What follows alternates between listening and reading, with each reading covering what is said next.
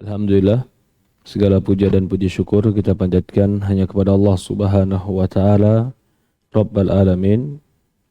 Serta salawat dan salam selalu kita curahkan kepada Nabi kita Muhammadin sallallahu alaihi wa ala alihi wa sahbihi wasallam, kepada keluarganya, kepada para sahabatnya, juga orang-orang yang mengikuti dan mencintainya sampai hari kiamat. Alhamdulillah, para hadirin, teman-teman yang dimuliakan dan dirahmati oleh Allah Subhanahu wa taala. Di hari ini Allah mudahkan kita bertemu kembali di masjid ini. Semoga Allah Subhanahu wa taala berikan kepada kita kebaikan dunia dan akhirat. Allahumma inna nas'aluka ilman nafi'an wa rizqan thayyiban wa amalan mutaqabbala. Ya Allah, kami mohon kepadamu ilmu yang bermanfaat, rizki yang baik, dan amalan yang diterima di sisi Allah Subhanahu wa taala. Kita masih melanjutkan dari pembacaan buku yang ditulis oleh Imam Ibnu Qayyim rahimahullah yang berjudul Fawaidul Fawaid. Sekarang membahas tentang pasal yang ke-19, An-ni'am kulluha minallah wadh-dhunub minasyaitan. Nikmat semuanya berasal dari Allah dan dosa itu berasal dari syaitan. Waqad fakartu fi hadzal amr wa idza asluha aw asluhu an ta'lam ana ni'am kulluha min Allah wahdah wa ni'am ta'at wa ni'amu dzat wa targhab ilaihi aw yulhimaka dzikrah wa yuwazzi'uka syukrah. Wa qala ta'ala fama bikum min ni'matin fa min Allah thumma idza massakumud dur wa ilaihi tudza'un. Wa qala Allah Subhanahu wa ta'ala fadhkuru ala illahi la'allakum tuflihun. Wa qala Allah Subhanahu wa ta'ala washkuru ni'matallahi in kuntum iyyahu ta'budun. Kama anna tilka ni'am minhu min mujarrad fadlih wa dzikruha wa syukruha la yunalu illa bitaufiqih. Berkata Syekh Imam Ibnu Qayyim rahimahullah ta'ala, setelah aku memikirkan dan kurenungkan perkara ini, maksudnya adalah perkara tentang kehidupan dan keselamatan dari kehidupan, bahwasannya asal dari segala kenikmatan itu dari Allah saja, termasuk nikmat taat, juga nikmat ketaatan menganugerahkan kekuatan, dapat senantiasa mengingat dan mensyukuri nikmat-nikmat Allah. Itu semuanya dari Allah Subhanahu wa taala. Jadi yang diinginkan oleh Imam Qayyim, Allah alam, ini yang saya pahami, kadang-kadang Allah itu memberikan kita nikmat bukan saja hanya ingin memudahkan kita, tapi Allah ingin memperkenalkan diri Dia kepada kita. Tapi banyak orang yang tidak merasa dengan kelembutan Allah ini. Coba bayangkan Pak, Allah ciptakan alam saja ini, langit saja. Kita hidup di bumi, yang bumi ini begitu kecil jika dibanding matahari. Tapi ternyata Allah ciptakan juga makhluk yang namanya planet. Dia besarnya 2000 kali lipat dibanding matahari. Kita saja bumi dengan matahari, bumi itu berapanya? Ada makhluk planet 2000 lebih daripada matahari. Kita ke matahari itu 150 juta kilometer. Ada makhluk yang Allah ciptakan 10 bahkan 100 kali lipat lebih jauh daripada matahari.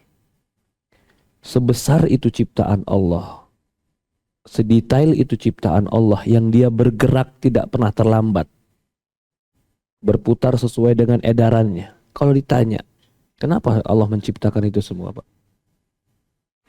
Sampai ada makhluk yang terbesar Allah ciptakan. Di zaman Nabi Muhammad SAW mungkin mereka nggak tahu itu, tapi mereka tahu Allah Maha Besar.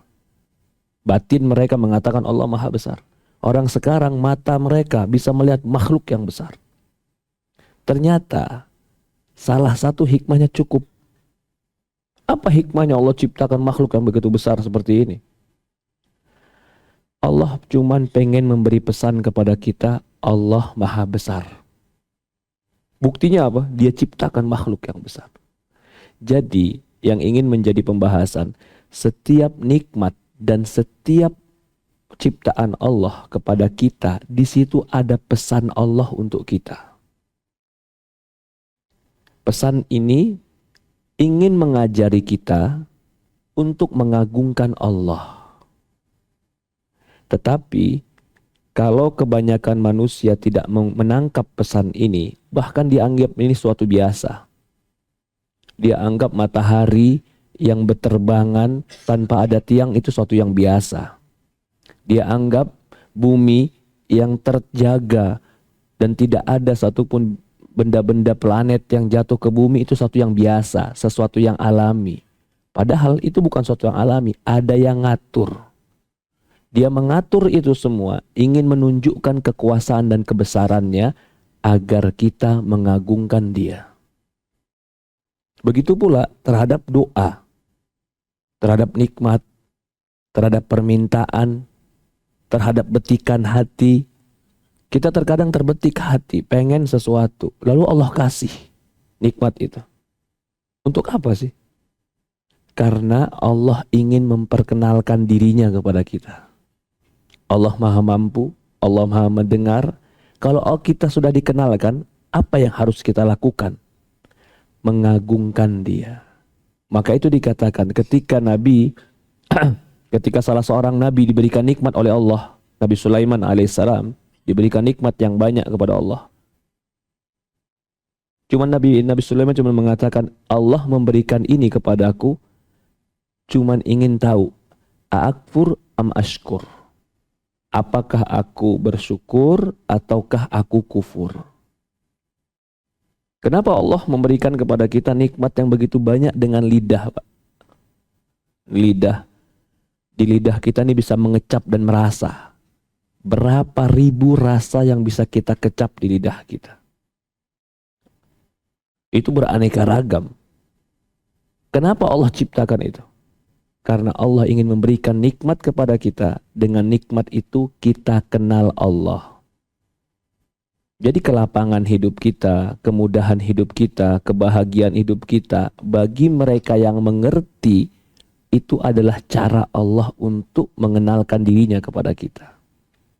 Tetapi sebagian orang, nikmat yang Allah berikan kepada dia bukan malah dia mengenal Allah, malah dia kufur kepada Allah, berpaling dari Allah, bukan mengagungkan dan bersyukur kepada Allah, malah dia menganggap dirinya yang hebat dan melupakan pemberi nikmat. Ini termasuk salah satu ujian Allah Subhanahu wa taala. Maka itu dikatakan dalam Al-Quran, wa ma bikum min nikmatin faminallah. Tidaklah satu pun nikmat yang ada pada dirimu itu kecuali dari Allah.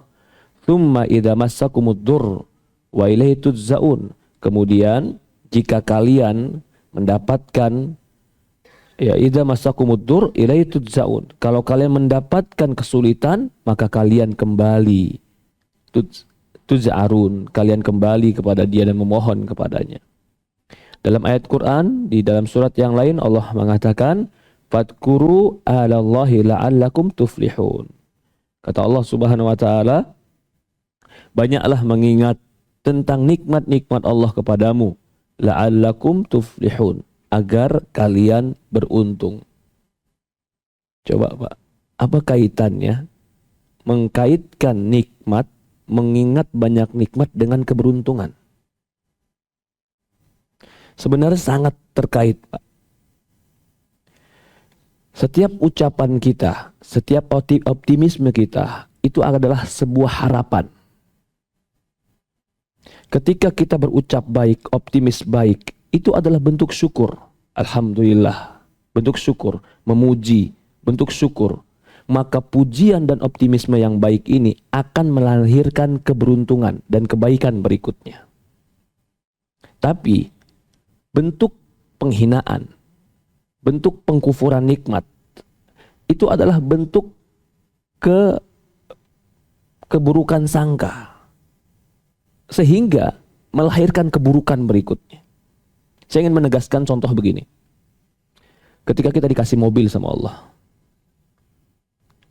mobil dikasih sama Allah, mobil ini kita syukuri atau kita celah? Kalau kita syukuri, alhamdulillah, ini mobil bagus. Walaupun kadang-kadang mogok ya, dia nganterin saya. Itu mobil akan mengantarkan kenyamanan kepada kita. Tuflih.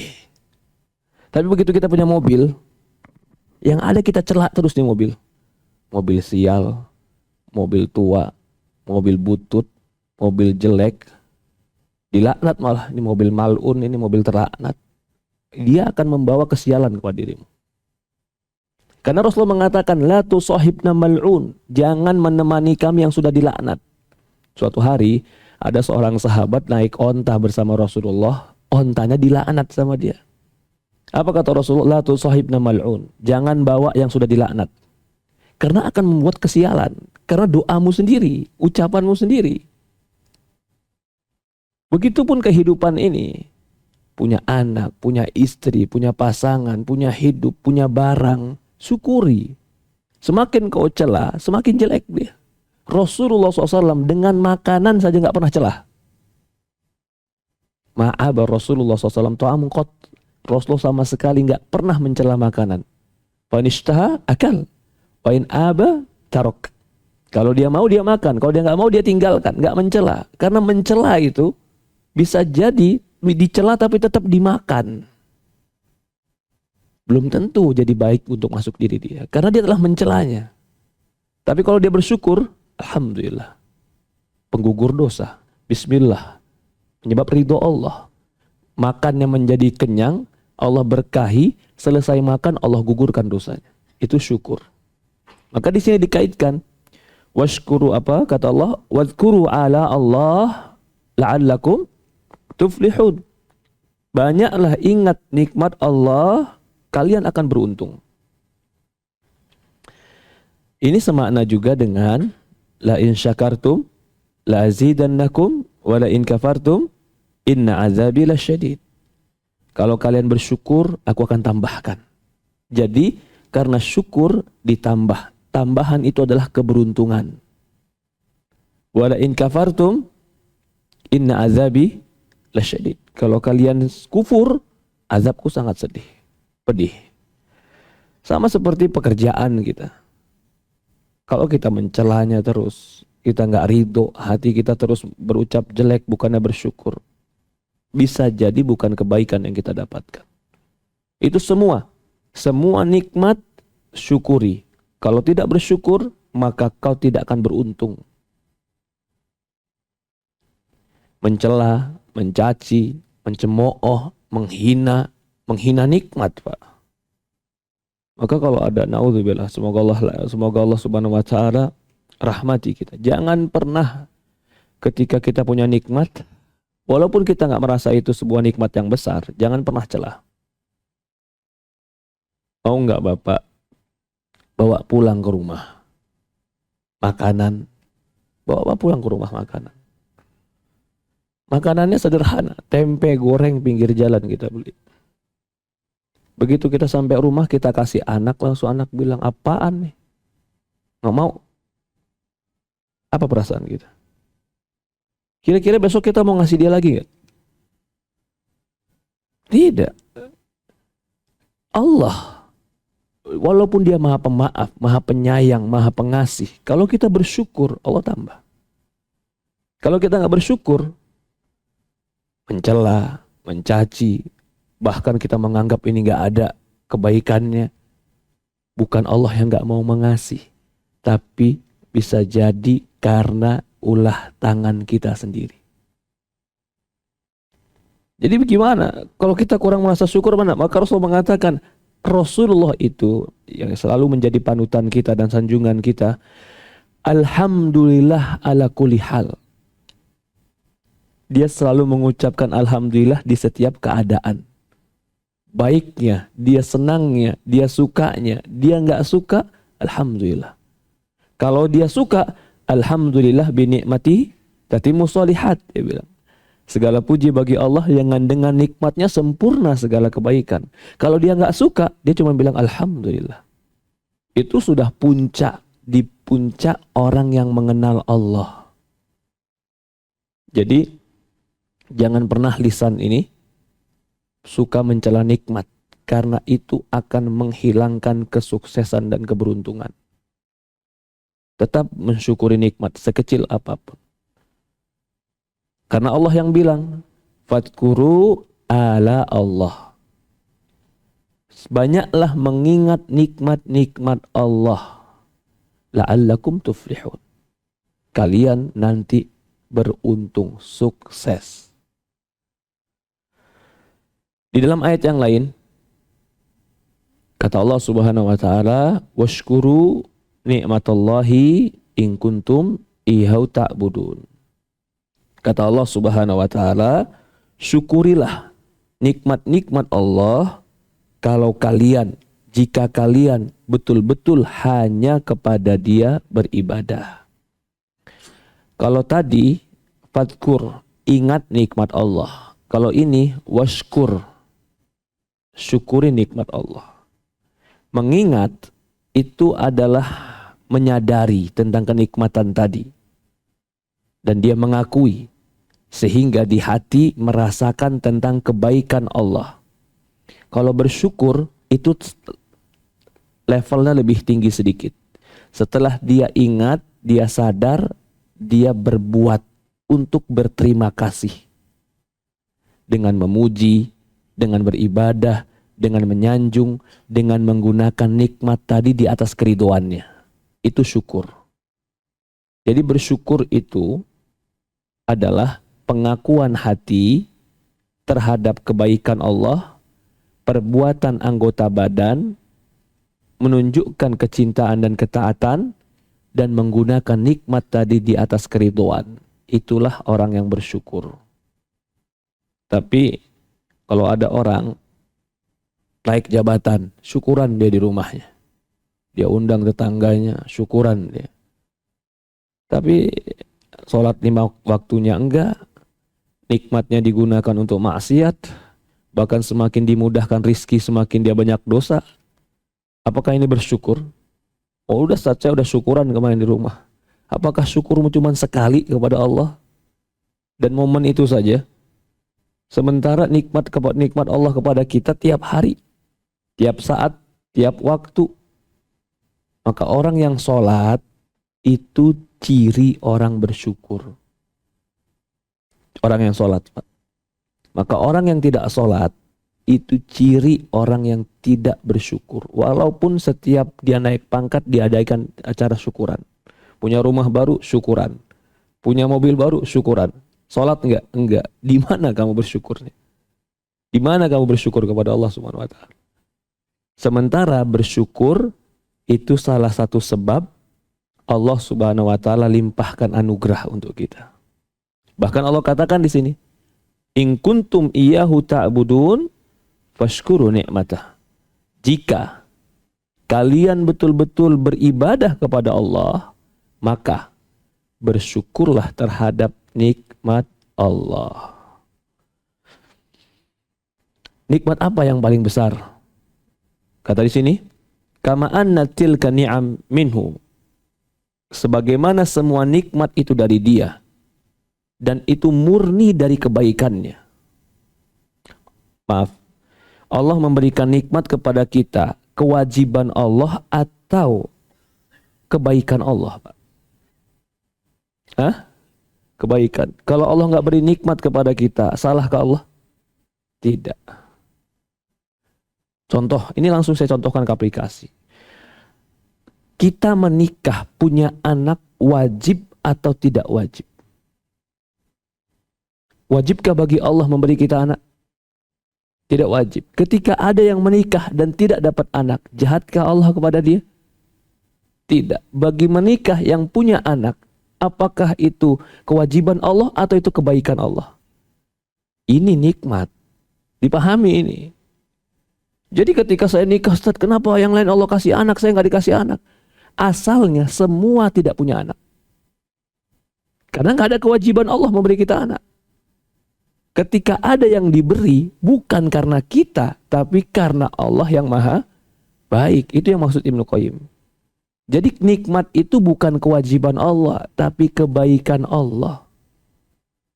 Semua nikmat harus, orang mukmin harus memandang nikmat seperti ini. Sehingga dia nggak kecewa. Kesuksesan itu kewajiban Allah ngasih kita atau kebaikan Allah ngasih kita, Pak? Harus, Ustaz. Allah ngasih saya sukses. Emang kamu siapa? Hah?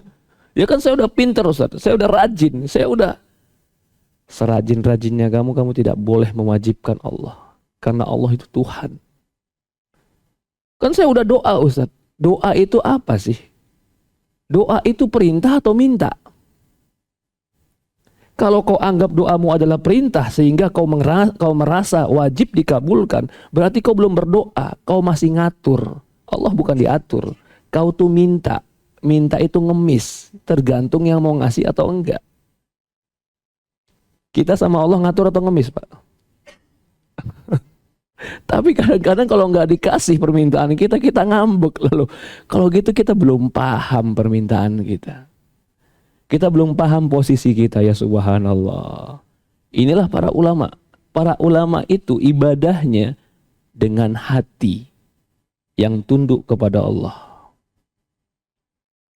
Maka kata dia, sebagaimana nikmat-nikmat itu murni cuman kebaikan Allah. Jadi nggak ada yang bisa maksa, bukan karena kita, bukan karena siapa-siapa. Allah nggak ngasih pun nggak dosa bagi Allah. Ya nggak mungkin Allah dosa. Nggak salah bagi Allah. Jadi kalau ada orang yang belum dikasih anak, Allah jahat, Ustaz. Kok Allah jahat? Nggak ngasih saya anak. Memang asal nggak ada yang dikasih. Lalu kenapa dia dikasih, saya nggak dikasih, Ustaz? Jangan tanya kenapa. Terserah yang mau ngasih. Betul apa salah, Pak? Terserah apa siapa yang mau ngasih. Begitupun rizki. Tiba-tiba di sini bubar kajian saya kasih yang 100.000, yang 150.000, yang 125.000, ada yang nggak saya kasih. Yang nggak kasih tiba-tiba protes sama saya, kenapa saya nggak dikasih? Lah kan saya memang mau ngasih aja. Saya mau ngasih aja, terserah saya mau ngasih siapa. Nggak, kalau Ustadz gak ngasih saya marah. Tambah nggak mau ngasih saya sama kamu. Karena kamu nggak tahu diri. Kita itu dibagi, kita itu dikasih nikmat.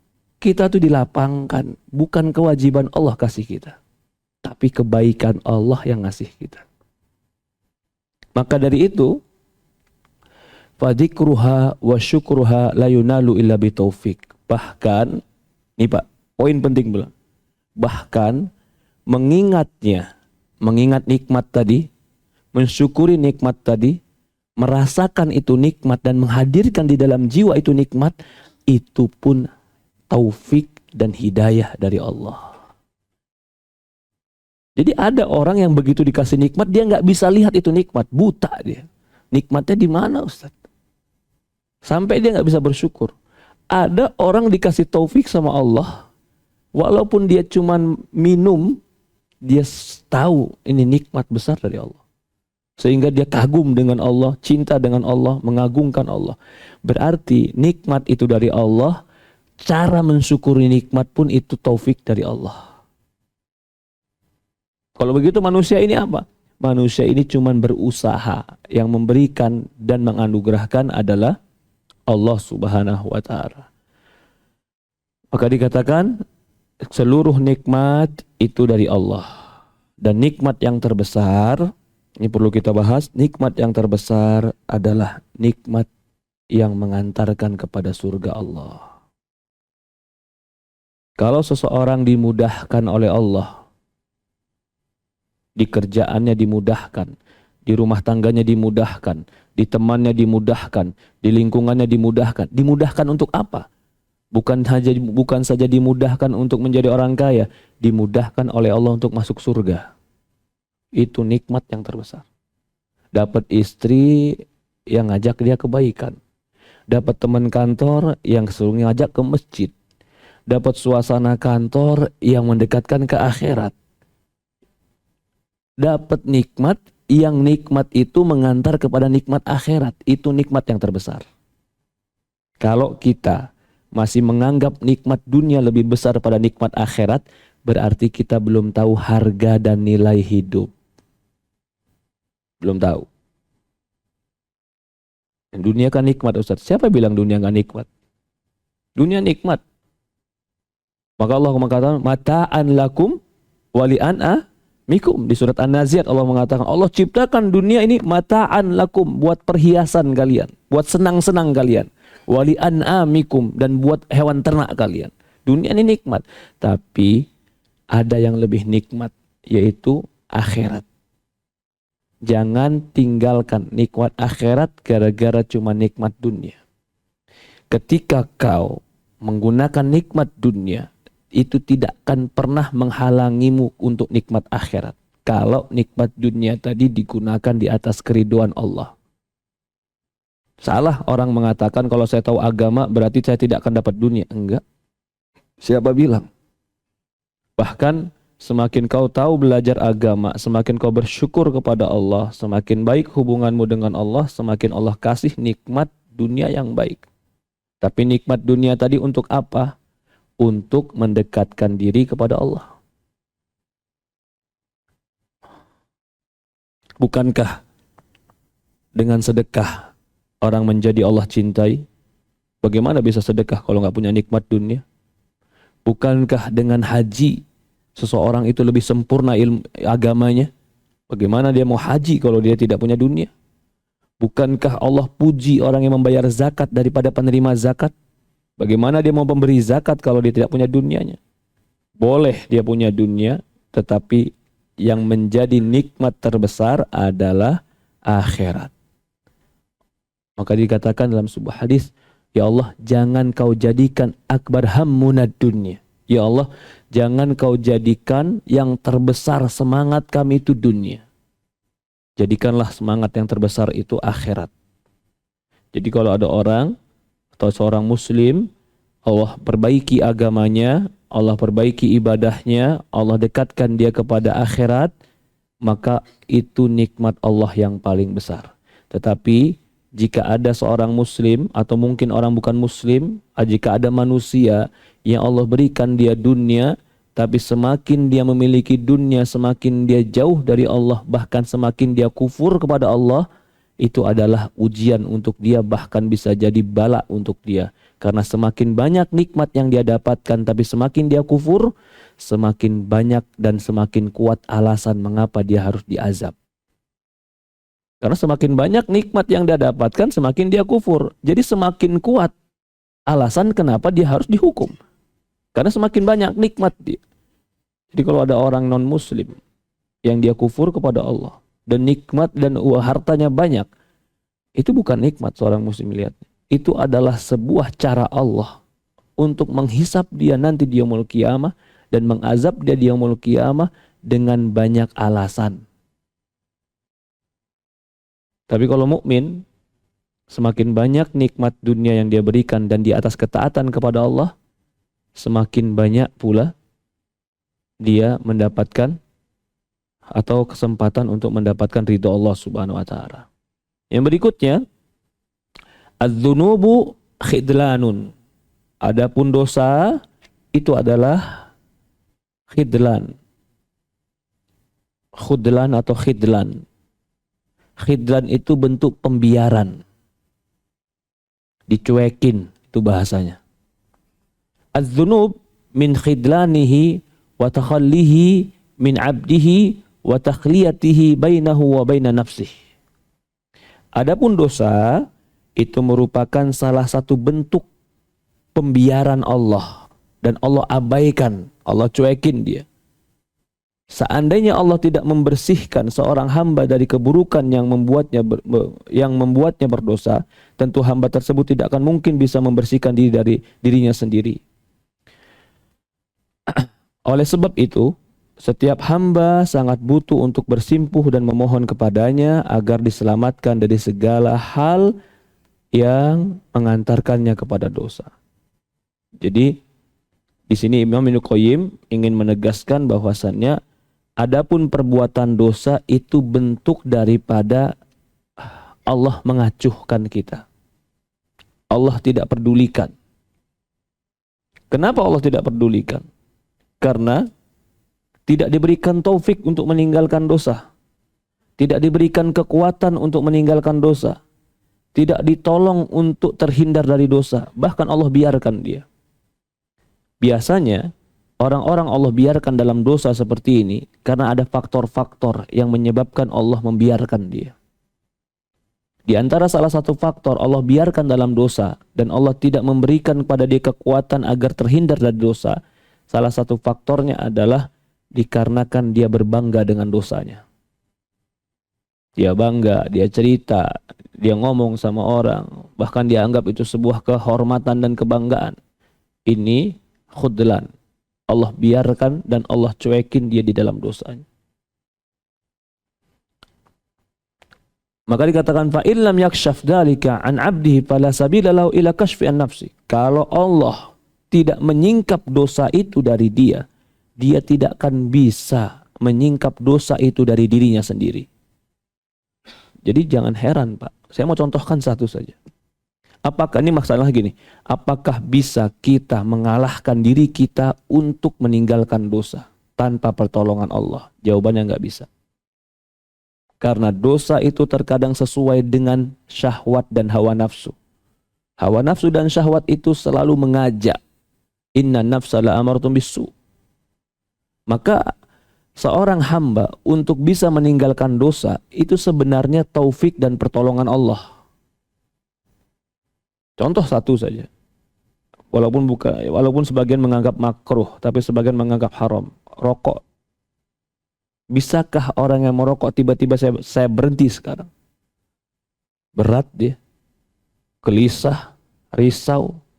Gelisah, Pak. Kenapa? Itu baru satu masalah. Ada lagi orang yang kecanduan bukan kecanduan rokok, Pak.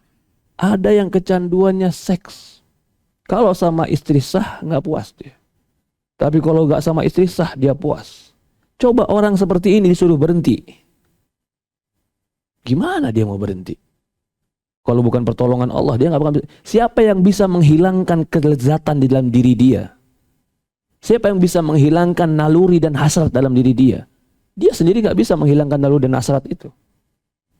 Siapa yang menghilangkan hasratnya? Allah. Maka itu kata Ibnu Qayyim, di sini katakannya, wa ka ibtihal ilaih.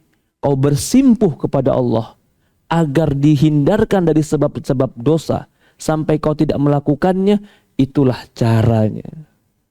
Jadi bukan cara kita berhenti dulu. Kita berdosa. Ada sebuah dosa yang kita lakukan. Kita tahu itu dosa. Kita pengen meninggalkannya, jatuh terulang lagi dan ingin lagi dan ingin lagi. Lalu gimana cara keluarnya? Bersimpuh di hadapan Allah. Nangis sama Allah. Minta sama Allah. Ya Allah, aku tahu aku dosa. Ya Allah, kenapa aku pengen terus? Ya Allah, hilangkan keinginan dalam jiwaku. Bersimpuh di hadapan Allah agar Allah yang menghilangkan di dalam dirimu keinginan dosa itu. Hati kita bukan punya kita. Hati kita Allah yang membolak-balik. Keinginan hasrat melakukan dosa itu di hati letaknya. Kalau hati sudah kalau syahwat dan hawa nafsu sudah menguasai hati, nggak bisa. Otak akan berpikir melakukannya. Walaupun bagaimanapun, mungkin sudah mungkin namanya istrinya sudah ngasih GPS di mobil dia. Ya, tetap aja istrinya sudah buka HP dia, tetap aja dia tahu caranya gimana supaya dia maksiat lagi. Kenapa? Hati yang belum hilang keinginannya. Lah siapa yang menguasai hati untuk menghilangkan keinginan dosa tadi? Allah. Berarti langkah pertama untuk bisa meninggalkan dosa adalah bersimpuh di hadapan Allah. Bersimpuh di hadapan Allah. Ada orang yang kadang-kadang gak mau bersimpuh sampai Allah paksa dia bersimpuh. Allah sakitkan dia. Allah jatuhkan dia. Allah sulitkan dia. Sampai dipaksa oleh Allah bersimpuh baru dia mau. Tapi ada orang yang cukup baik dalam hak keimanan dan akalnya. Dia tanpa dipaksa oleh Allah, dia bersimpuh, dia bertobat, dia menyesal, dia minta tolong sama Allah. Ya Allah, hindarkan dosa-dosa ini bagiku. Fa'idha waqa'at bihukmul maqadir muqtada basyariyah fa huwa muttar ila tadarru' wa du'a. Maka dia sangat membutuhkan tadarru'. Tadarru itu penghinaan diri. Wa doa, dan sangat butuh doa. Anyan fa'anhu mujibatiha wa uqubatiha, agar bisa terhindar dari segala bentuk keharusan dosa dan hukuman-hukuman dosa. Fala yanfaqul abdu an daruratihi ila hadil usul thalathah. Dan seorang hamba tidak akan bisa dia, ya, di sini disimpulkan bahwa seorang hamba tidak akan bisa lepas daripada 3 kebutuhan yang sangat dasar ini. Tidak akan dia pernah beruntung kecuali 3 kebutuhan dasar ini dia lakukan. Pertama, syukur. Kedua, thalabul afiyah, mohon kesejahteraan. Ketiga, taubat. 3 nih. Syukur menambahkan nikmat. Meminta kesehatan itu membuat kita nikmat. Taubat, apa fungsinya? Menghindarkan bencana dan musibah. Jadi kalau ada syukur, ada taubat, ada kesehatan, hidup kita aman. Dengan syukur ditambahnya nikmat, dengan taubat akan dihindarkan dari musibah dan kesialan. Keberuntungan dengan syukur, terhindar dari musibah dan kesialan dengan taubat. Lalu yang ketiga, thalabul afiyah, minta keselamatan. Jika ada 3 ini pada seorang mukmin, maka dia akan selamat dunianya dan akhiratnya. Bersyukur, bertaubat, dan thalabul afiyah, minta keselamatan. Kenapa di sini dikatakan taubat? Kenapa tidak dikatakan hindarkan dosa? Karena memang manusia tidak akan bisa menghindarkan dosa 100%. Yang Allah minta itu taubat. Allah tidak minta kau terhindar dosa 100%. Karena tidak akan mungkin manusia bisa terhindar dosa 100%. Tapi yang Allah inginkan, fatubu ilallah, banyak bertaubat kepada Allah.